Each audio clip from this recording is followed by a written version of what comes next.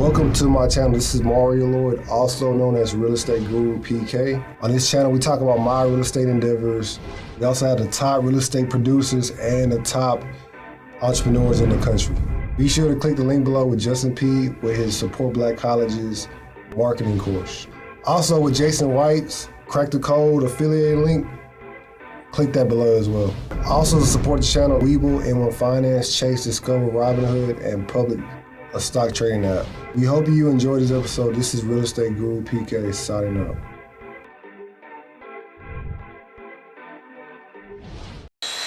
How y'all doing? Welcome to another edition of Real Estate Guru Podcast. I got a special guest, the Boat Goat. What's going on, Sean. man? I was on Zoe's live last night. He had Pushman Mitch, Runway Billionaire. I think Big Business supposed to come on, but he didn't get to come on. Yeah. And then the Boat Goat, he was basically talking, and I hit him up on Instagram, and he was like, "Let's do it," and we're here right now. So, how you doing? How you doing? I'm blessed, bro. I appreciate you even giving me the invite, I appreciate you, man. Man, when you was talking last night, I was like, the whole time you was talking, I'm like thinking like Galveston, Kemah. You know what I'm saying? You know, you said you got some boats in Kemah. Yeah. And can you start from the beginning of your life? Like, I want you to hit them with the players yet. Just woo. Let me go run back to the childhood, man. Honestly, ladies and gentlemen, I'm again Shad, better known as Z-Burger. Listen, man, I'm from Washington D.C., born and raised. You know, I've lived all over the city. The first thing when people hear you say you from D.C. is, what part of D.C. you from? Mm-hmm. And honestly, I've lived in Southeast, Southwest, Northeast, North. I don't lived all over, man, but born and raised by my mom, who was a drug addict. Dad was there periodically, but not as a father should have been. You know, majority of my family, you know, abused the alcohol or the drugs. So I've seen, you know, all of that coming up. But as I always say, God has put it in me and strengthened me not to fall down those same roads, man. So I've always had a straight and narrow when it comes to, I guess, thinking for myself and not doing what I see others doing. But it was a good thing for me, though. Me saying, you know, my mother struggled. It helped me with some of the tools that I used as an adult. Credit, you know, seeing the car get repoed. I knew, I bet if I don't pay this car note, that tow truck coming to pick it up. Yeah. You know, if I don't pay these light bills, they gonna come and shut it off. So I really tried to just take the bad and turn it into the good, made it a lesson for myself versus a statistic, and use that to say, all right, I'm about to go out here and mess up in the streets. Although I did fall victim to the streets when I got out of the military. That was always my goal, to do 20 years in the Army, get out, retire, get a check for the rest of my life, because that's all I heard growing up. You know, basketball player, actor, military, drugs, right? So I ended up going into the military. I did 6 years in the Army. When I first went in, I was a logistics specialist, which is supply. I hated it. My recruiter set me up for failure. You know, not really knowing terminologies and all that good stuff. He told me a logistical specialist had something to do with law enforcement, because I've always been into law enforcement. I wanted to be in the military and be a police officer. And when I found out I can do both at the same time, that was always the goal. But I ended up going in, signing up for logistical specialists, to find out it was supply. So I hated it, man. My first 2 years in the Army, I was miserable as hell. But I learned how to be tactful, right? One of my NCOs, shout out to Son First Class Fair. I used to always speak my mind, right? And one day he just pulled me outside. He said, "Listen, Crossing, I know you wise, you're smarter than your boss, but you got to be tactful when you're talking to these people, man. You can't just keep telling them how you feel." It's too brutally honest. Yeah, I was too honest, man. So it got you in trouble a lot, or no, it didn't get me in trouble. It ruffled a lot of feathers. Yeah, okay. I'll say that because I always spoke my mind. But I was a stellar soldier, though, right? I spoke my mind, but I was always where I needed to be at. You know, always led from the front. In fact, I made sergeant within 2 years of being in the Army. So I did what I was supposed to do, was just, I'm gonna speak my mind behind. I still got that till this day. I still speak my mind, but again, just been tactful with it. Right. That's why they demoted you in 2014? Nah, that's not why they demoted it. So they demoted me because I had I started my shuttle service. Okay. Without asking for permission. So in the military, in order to have a second job, whether you own the business or you're working, you have to get permission, right? I didn't know this. Okay. Right? It wasn't that I was just ignoring it. Yeah. I just didn't know. Yeah. So I started my shuttle service at 18. You know, my credit was good. I went out, I got a shuttle van. I seen a service that was needed, which was, there were a lot of people with chimes. Chimes is like they hire disabled. Right. And those people clean the installation. So a lot of them didn't have vehicles. So I realized they needed to get on post. So I went and got this van and I started my service. So at the time, again, I was a military police. A lot of soldiers were getting DUIs. So military police officers getting DUIs.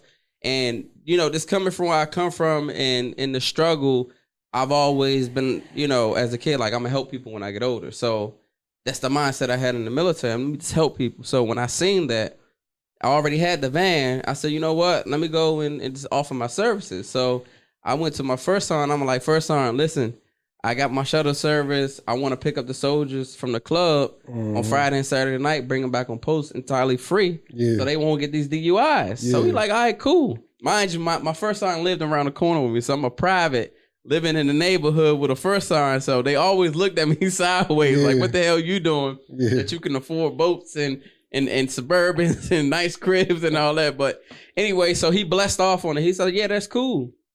So I'm all excited, man. The next day I go in, I got a stack of business cards and I go in to give it to the first sergeant so he could pass them around to all the leaders. And he said, go look at policy number 11.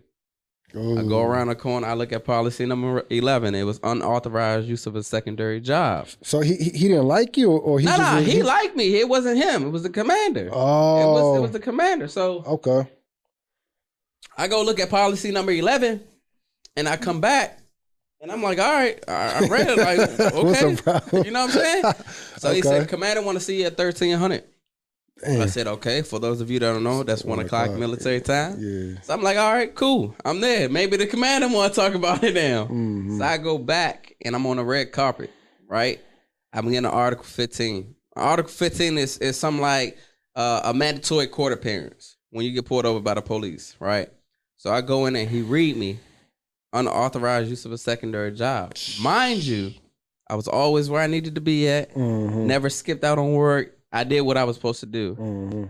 This man told me I didn't get permission from him, and that woke me up.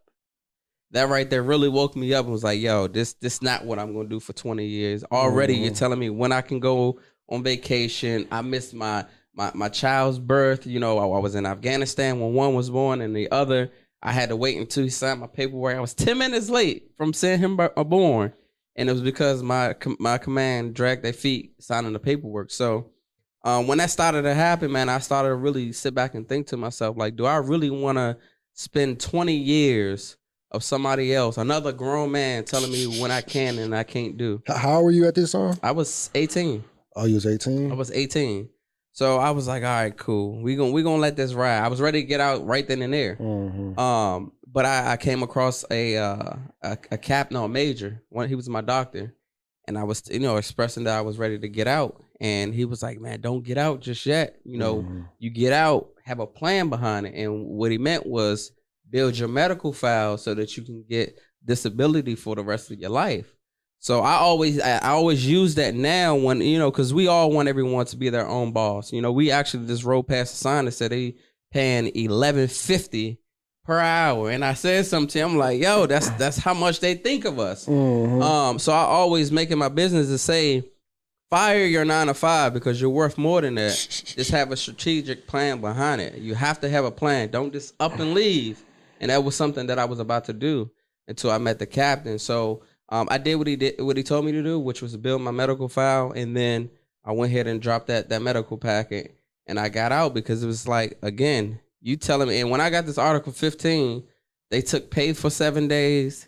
They made me leave from my house to stay in the barracks for 7 days. And they demoted me. You know what I'm saying? So all this, I'm just looking like, really? Mm-hmm. I'm trying to help you out, Just and because I second... didn't ask for permission, you ready for me to just go down? Was there any way they could like look the other way, or that was like mandatory? Of course. Article 15s are if it's nothing that's that serious, it's up to it's just like with the police, right? Mm-hmm. They pull you over. They don't have to give you a ticket. It's not. There are some laws that are mandatory that they have to make an arrest, right? It's just like with the commander. They have discretion whether or not they want to move forward, and even they can suspend it. So he could have gave me this 7 days extra duty, the forfeit of my pay. He could have gave me all that, but he could have suspended it, which means he could have said, all right, you're going to get this, but you act right for a week, none of this is going to go down. But he didn't do that. It's like a warning. Right. And then he took it a step further and told me, you need to stop your business. And right then and there was like, I'm done. I'm going to do what this commander told me to do, but I'm about out of here because ain't no way in the hell you're going to make me stop myself from doing something that I work hard to build. So I had to roll out, man. So I had the medical file. At the time I had 80%. So I think I was making $2,000 or $2,200 a month. So I moved outside of DC, right? I got out, but I didn't have a plan. I had a plan, which was to live off of my disability. But as far as working with somebody else, I was like, I would never do that again. I vowed to myself in 2014 when I got out, I would never work for another man. And I meant that. So when I got out, man, I went back to what I knew, which was the streets. Right? My family, big time in the drug game. So that's what I seen growing up. So I went back to that. And I did that for a few years. And how did I get into the boat game? What didn't some of your people, I mean, some of the military people put you on? Like, yeah, so I had I need that story. I need that story. So I had two warrant officers. One approached me because I was a partner in a club. I own partnership in the club. So this is how I originally met them. But me being not naive, but me not really paying attention to who I was doing business with, I really didn't see them doing drug shit. I just seen them coming in the club and the military, and being warrant officers. You know, I'm like, they ain't doing nothing foul to, you know, intervene with the career. But yeah, that's who not introduced me to it, because again, I grew up around it. Of course. But they reintroduced it to me, I guess, because once I left them, you know, from the crib, I didn't see any of that. And then you was trying to be clean. Yeah. So he hit me. One of them hit me, was like, yo, I got some coke. Can you get it all? And I looked at it and I said, bro, you know where I'm from? Of course I can get it all. So I made a call, and I had it sold before I even got to DC. So I ran it up. You made like 600, right? Yeah. I was like, yo, military only paying me like a smooth $600-700 every 2 weeks.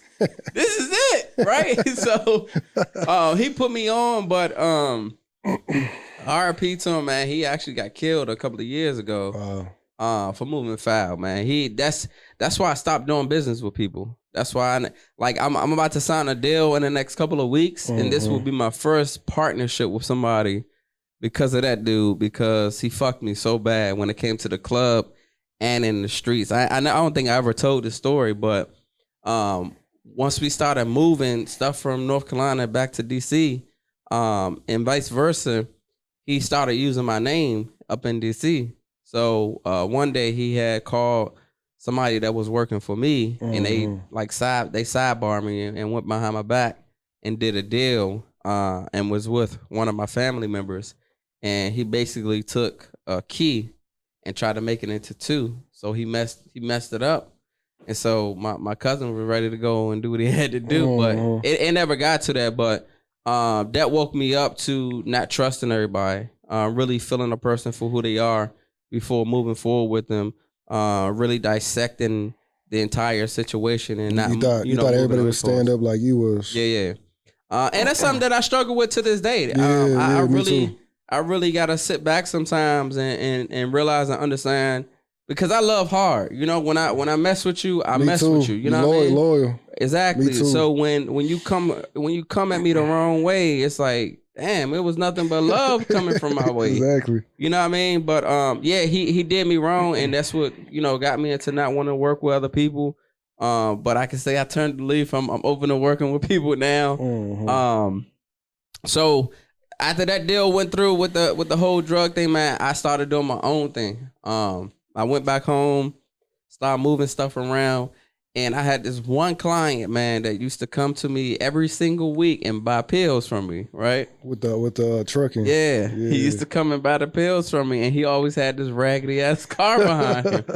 And I'm like, yo, like, why you always, like, at this third or fourth trip, I'm like, why do you always come with this raggedy car? Yeah. And he was like, this is how I pay you. So we laughing about that, but I'm like, nah, I'm serious though. Why you always come with this raggedy car? And he's like, no, seriously, this is how I pay you. I'm into the trucking thing. I make money by delivering these cars. So it piqued my interest. I'm like, all right, bet, like, put me on. So he told me about Central Dispatch. So anybody that's looking to get into the trucking world, that's looking to transport vehicles, you don't have to go out there necessarily and look for clients. You can go simply to centraldispatch.com and you can find loads there. All right. So I ended up taking $5,000 and going to buy my first truck, which was a 2005 F350. I went and got my truck and I started doing my thing in the trucking game because I had 7 people working for me at the time, but everybody started to get locked up. So at this point, I'm like, shit, I need to find my way out, what I'm about to do. So you feel like that was God, like not locking you up? Absolutely. But I didn't pay attention right there.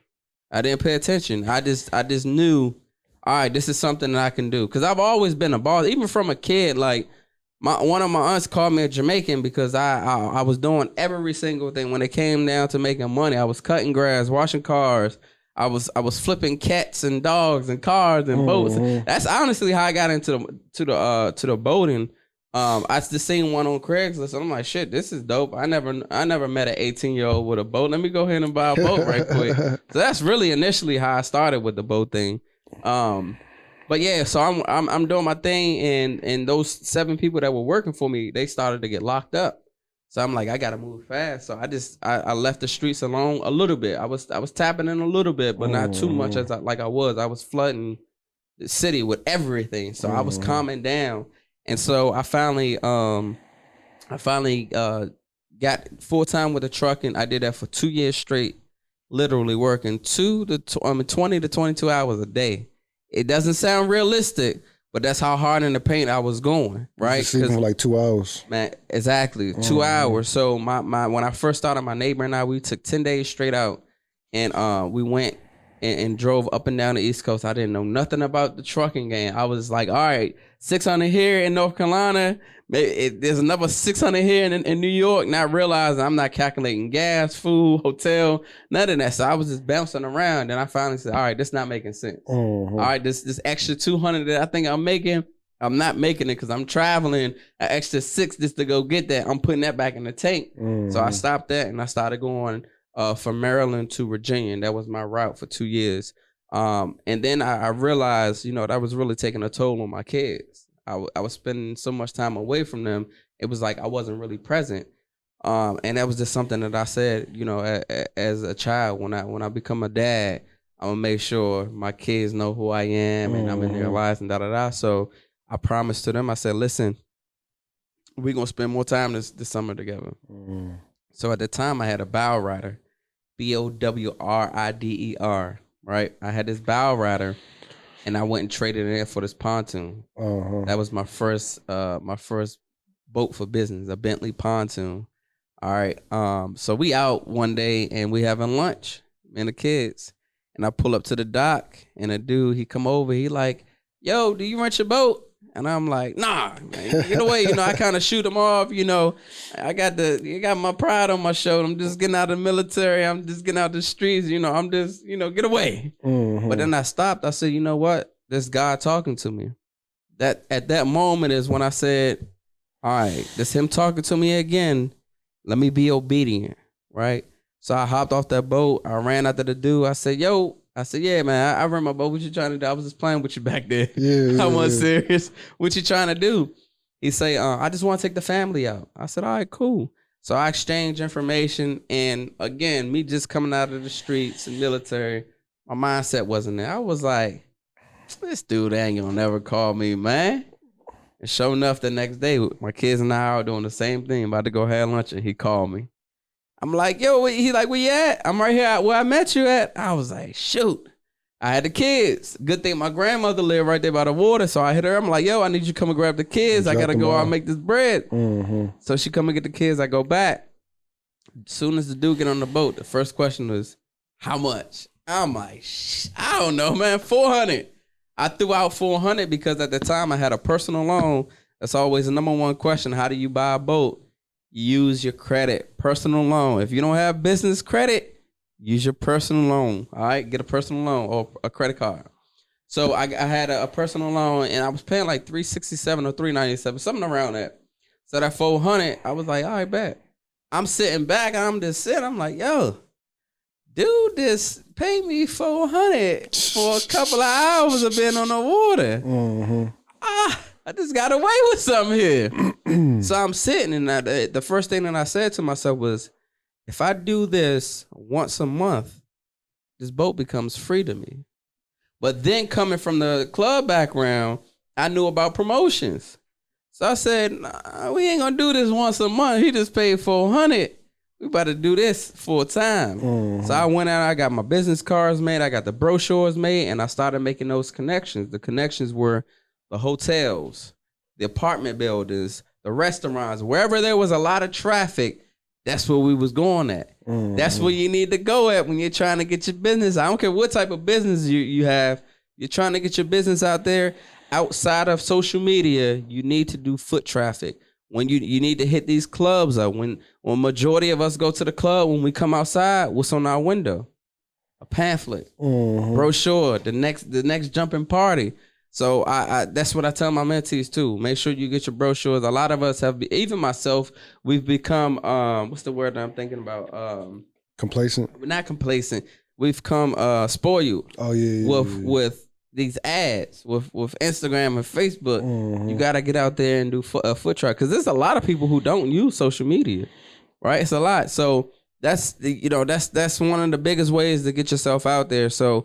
And I'm gonna just give you a quick little script that I use, if you don't mind, for the people. Go ahead. So what I did was, because at the time I had a little long hair or whatever, I went and cut my hair, because you got to look presentable when you're walking into different spots. And when I say that, you know what I mean. But I went and cut my hair, I groomed myself up well, and I started to go knock on the doors of the hotel. And when I went to the hotel, I didn't want to talk to the employees. I wanted to talk to the concierge manager, not the hotel manager, the concierge manager, because the concierge manager or the concierge services are those that tell the guests where they should be going and what they should be doing.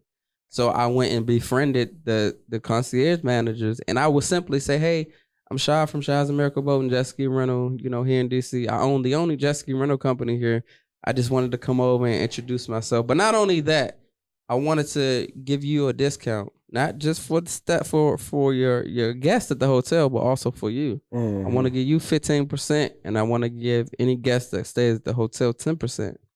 Now, the reason why I gave the employees 15% is because that was going to make them want to go out and promote the business for me for free, right? So that's what I did. And then where we're at is a lot of apartment buildings, right? So I went in.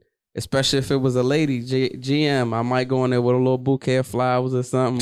Something nice for them to be like, oh, who's this guy, right? Something for them to remember me by. And I would go in and do the same thing, introduce myself, and I would get on their email list. Do me a favor and do an email blast to all your residents. So that's a quick gem for you. And it doesn't necessarily have to be about the boats or the jet skis. Any business that you have that you're trying to get out there, go and befriend those GM at these big apartment complexes and these hotels that'll get you there. And then the restaurants, right? Wherever there's a popular restaurant, I would say go and promote there, get that foot traffic. But yeah, man, I started putting it out there, and I say how quick I was making that money, I started to do the promoting. So slowly but surely, people started calling. But then my price is only $630, $450 for 4 hours.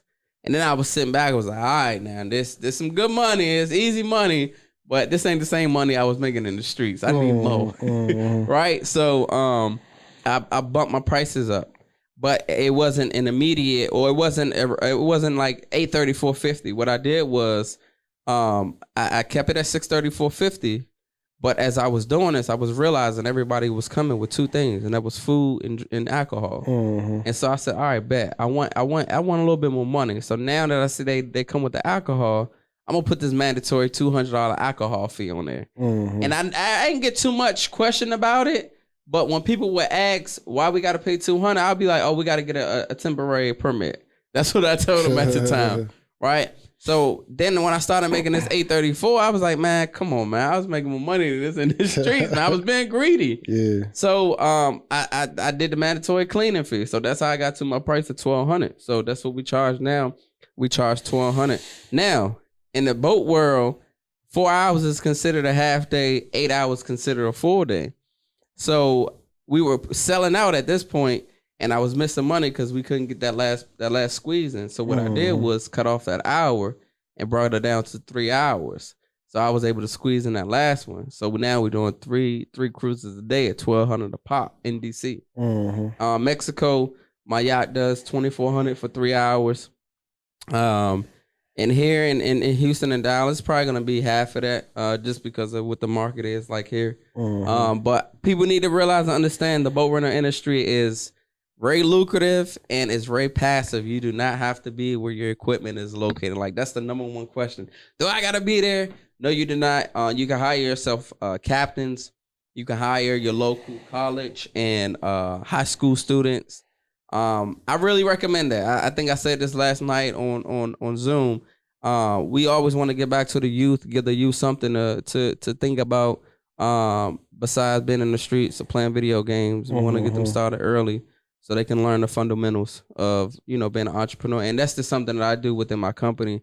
I let people know all the time, you're not working for me more than a year. When you come in, by the time you come to my desk, I'm asking you, what are your goals? Where are you trying to go? What you're trying to do? And I try to help you fulfill that. So I just recently paid for one of my employees to go to culinary arts because he wants to be a chef. He's coming up on a year of working for me. So once he's done with his year with me, he can go off and start his own thing. So I recommend that too. If that's something that if you're a CEO, you're a real boss, you don't want the same person working for you for years, man. Help those people level up, get to the next level. So you might want to incorporate that. I ain't realized the whole time, man. You got on the gear over there, man. I've been checking it out for a second. Okay. That's kind of what I do. Everybody, if you from a certain city, I wear the jersey. I see that. I see it. And you know what? EYL does the same thing. When I did EYL, they had the New Balance up on the show. Oh, they did? I ain't even peep it though. Okay. Yeah, I just like Jay-Z did that. Like every city he went to, he'll wear the jersey. Or like Nick Cannon, he'll like, wear their shoes or whatever. So got you. That's unique. Appreciate it. That's unique. Let's talk about that that mentee that was trying to charge you $1,100. I did that, man, because he trying to backdoor me this year. Oh, for real? He's trying to backdoor me. So he's still like. So he trying to backdoor me. So he actually introduced me to the owner of the marina that we operate the jet skis out of, right? Okay. And so this year, I decided to build my own dock. So I leased out a portion of the marina strictly for us. And so the marina owner, he was like, man, you told me you was gonna do this last year, you never did it. I had da-da-da-da-da. So I'm like, all right, cool. So 2 days later, I go back, I start taking measurements and stuff, and he tells me, he said, listen, man, let me talk to you for a second. He said, now listen, you and Nicholas are fighting for this spot right here. I'm like, what you mean we fighting? He's like, he wants to do jet skis too. Whoever comes first with the money is who's gonna get it. And you know me, I'm like, the money ain't no issue. You need me to get my car right now? But nah, he backdoored me. And honestly, man, it hurts me to this day, man, because this is somebody who looked up to me. He reached out to me and was like, yo, I see what you're doing. I like what you're doing, bro. Keep doing da-da-da. And one day I was out letting passengers off the boat, and he was out partying with his people. And he ran over to me and was like, give me my flowers. I'm like, that's what's up. I was like, but listen, the same thing that you're doing right now, partying and having fun, you could be doing the same shit, but making money while doing it. And so I begged this dude probably for like a year or two to get into the game, and he never did it. But last year he finally did it, and he made shit like upwards of 75,000 his first year of doing it. But last year I had a DC takeover. I had about 75 people in DC, and the plan was to take all my boats out. We got 8 boats in DC. The plan was to take all of my boats out, but we ended up having more people come that RSVP. So I hit him like, yo, I need your boat, bro. I need it for 3 hours. And he like, all right, cool. I said, what I'm looking at. And he was like, 1,100.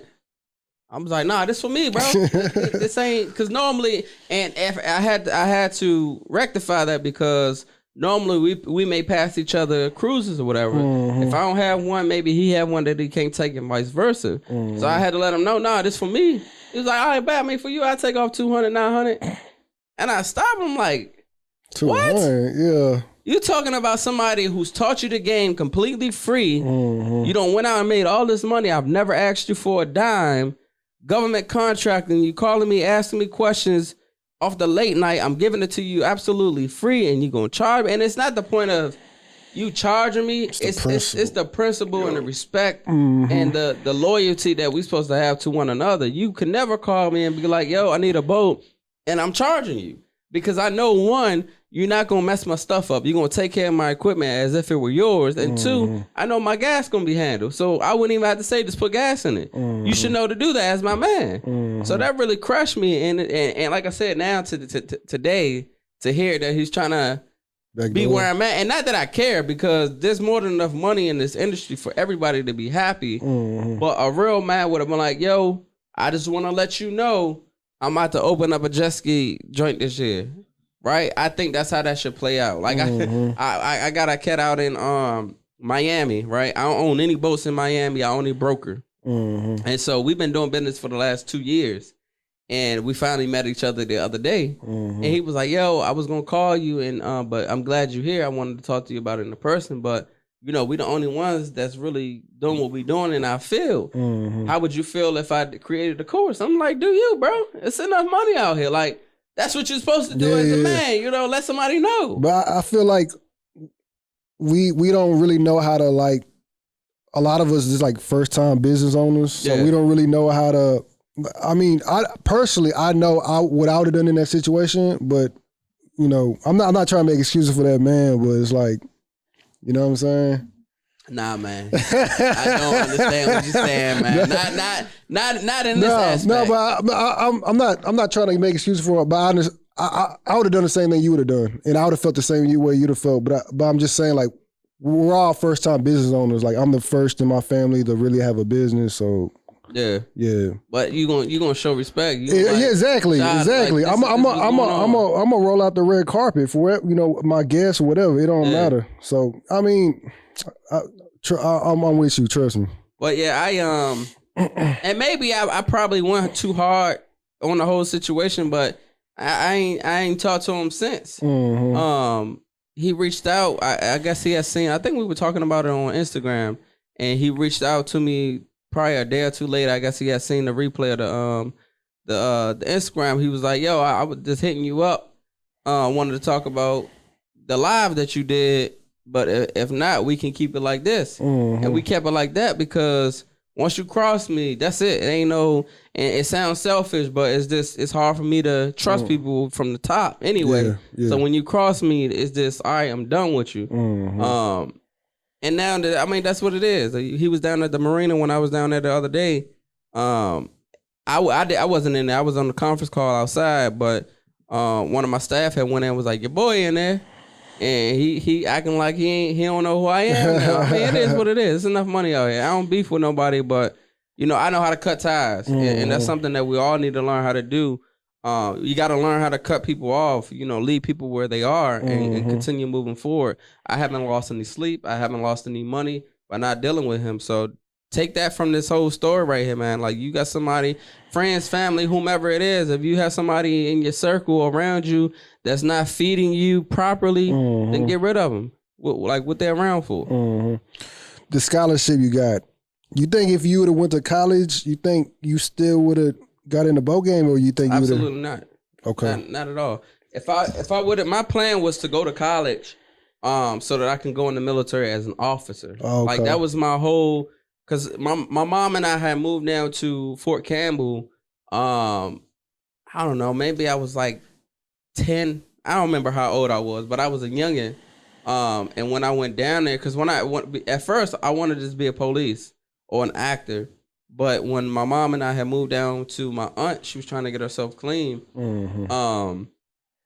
My aunt's uncle my aunt's husband was in the military. So I thought that shit was cool. I would go hop in his uniforms and all that stuff. So that's how I got the whole military thing. Mm-hmm. And from there, it was like, that's what I'm going to do. I'm going to do the military. So if I would have went to college, it was just simply for that. It was, first, nobody in my family went to college. And two, that's how I get into the military as an officer. But I was just so ready to leave home. I was just ready to be out, by myself and do my own thing. So I went ahead and I graduated high school a year early, and I went and took that ride in the military. I don't regret it though. Like the military has taught me discipline. It's taught me about, being on time, tactfulness. It's really giving me that discipline and the structure and concrete that I needed to be the successful businessman that I am today. So I think everybody should go in the military at least for 2 or 3 years, just so they can get that discipline and that foundation that we sometimes need. Your kids, they work for you, right? Absolutely. So my kids, they answering phones. You know what I'm saying? They on the computer. Like, I'm teaching them now. My only fear with that is they're gonna do that. They're doing this now, and when they get older, they're gonna say the hell with this. Man. Yeah, I was about to ask you. If they decided to do a 9 to 5 and go to college, would you have a problem with that? Absolutely.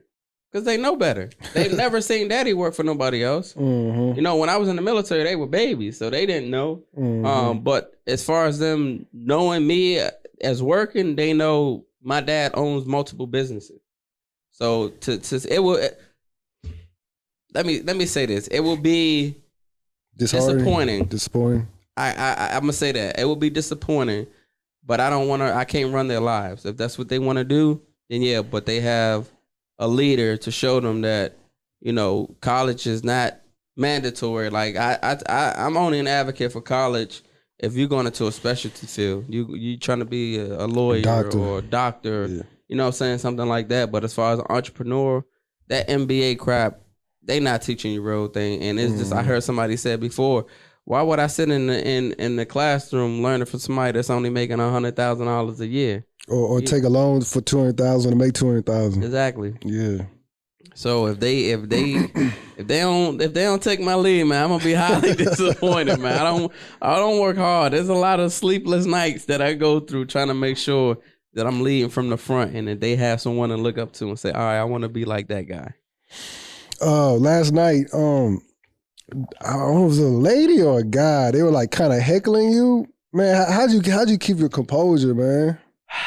Man, training, man. Honestly, I've been in the whole influencer space for a little over a year now, and I have so many people that look up to me for motivation and inspiration, and I will look like a fool to be teaching people about being tactful and keeping their composure and remaining humble, and then lashing out on a kid. Man, I was angry for you. Like, even when you started talking again, like, I was still so hot thinking about them. I don't even know what they was doing. Yeah. And I was just pissed. And then, and sometimes, honestly, when you have negative things that come like that too, man, I'm big on spiritual, man. That was nothing but the devil. Mm-hmm. That was nothing but the devil trying to throw me off my course, throw me off of what I was trying to pour into the people, man. And it's just, we ain't gonna let it happen. We gonna laugh about it and keep it moving, and make sure the people getting what they came for. But you definitely did what you needed to do, because like last night, like while you was talking, I was like Googling like Kima and Galveston and trying to figure out that play. So say somebody wants to start off right now. What would they need to do? Like, they buy your course, and then what's the next play? Like you said, you need a mentor, right? I'm a huge advocate about mentorship. And not because of the money. It's simply for the guidance, right? When before I had a mentor, I was making some careless mistakes, some mistakes that I could have prevented if I just had somebody to guide me. So definitely grab the mentorship or course, but then finding your market, right? That's the first thing we need to do. You can go to getmyboat.com. Once you get there, you can type in whatever city that you're looking to operate in. And if there's little to no boats or jet skis in that area, then that's a great market. A lot of people want to go into Miami or something like that, but Miami got 500 or 600 boats. Why you want to go where you got competition? You want to go where it's an open market, not too many people are doing it, and you have a room to get in there and make a name for yourself. Okay, so you want to promote you want to have your ebook on this podcast? Yeah, for sure. Okay, cool. For sure. I'm gonna do it either or. You gotta pick like either or, and then we'll be done. Okay, that's cool. All right, cool. Trucking or boats?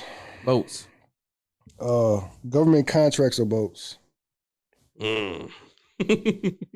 Government contracting. Why? With the government contracting, that's residual. Okay. That's getting paid every 30 days. That's something, because here's the thing. People get it misconstrued when it comes down to government contracting. People think that you have to win the contract and you have to do the work. You don't have to be the one that's doing the work. You can sub it out. So like, for example, I have a contract. I can't say what it is, but I have a contract that I won, and I'm making $20,000 a month off of it, and I'm not even doing the work.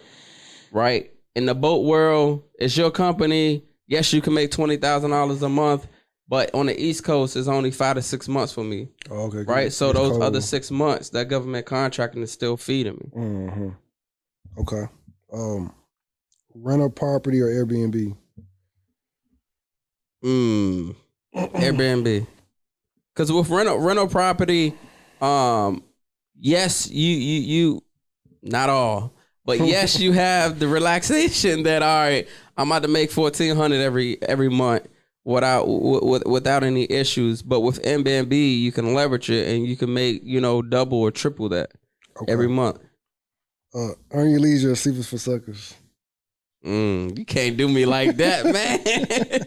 I'm gonna say this. Shout out to David Shands. He put me on. That was my breakthrough into the whole digital world. If it wasn't for me landing on his podcast, a lot of people wouldn't know who I am today. All right, I'm gonna say that. Shout out to my brother Troy and Rashad. I'm not gonna tell you either or, man, because they both are great platforms, man. Anyone that touches that platform to pour into the people, it means a lot, man. But just to see what they're doing for the culture on both podcasts, because they both. I'm gonna let you say both. Six Figure Spy Chick just kept on saying both, so I'm gonna let you do both. All right.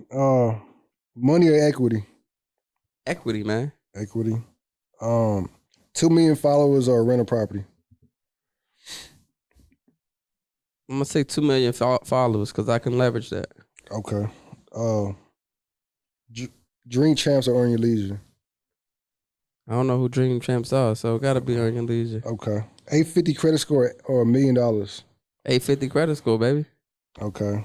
Troy or Rashad? Come on, man. Them both my guys, both of them. But Rashad, we got the same name. That's my guy. That's my name, Rashad. Okay. Zoe or David Shands? Zoe or David Shands. Both, come on, man. You put me in sticky situations. Them both my brothers, man. Pushman Mitch or Ash Cash? Well, Pushman Mitch, my brother. I know him like that, so. Okay. Jason White or Runway Billionaire? Man, come on, man. They're both of my brothers, man. Nikki, Money Talks or Big Business? Big Business. Okay. Atlanta Hair Doctor or Neo? I know both of them. Neo, my mentor, though. Okay. Neo's my mentor. Justin P or Poppy Chulo? Both of my brothers, bro. What's up with these questions, bro? What's up? Look what he trying to do to the BOGO, man. They're my guys, both of them, man. Jonathan Gooch or Doug Dupree? Doug with the real estate? Yeah. I mean, I have a relationship with Gooch. Okay. I know him personally. I do know who Doug is, but I know Gooch personally. Okay. Millionaire Barber or Jeremy Anderson? Jeremy Anderson. He's the motivational. Yeah, motivational. Oh, who? Motivational. Jeremy, Millionaire Barber. Chin is my brother. That's my mentor.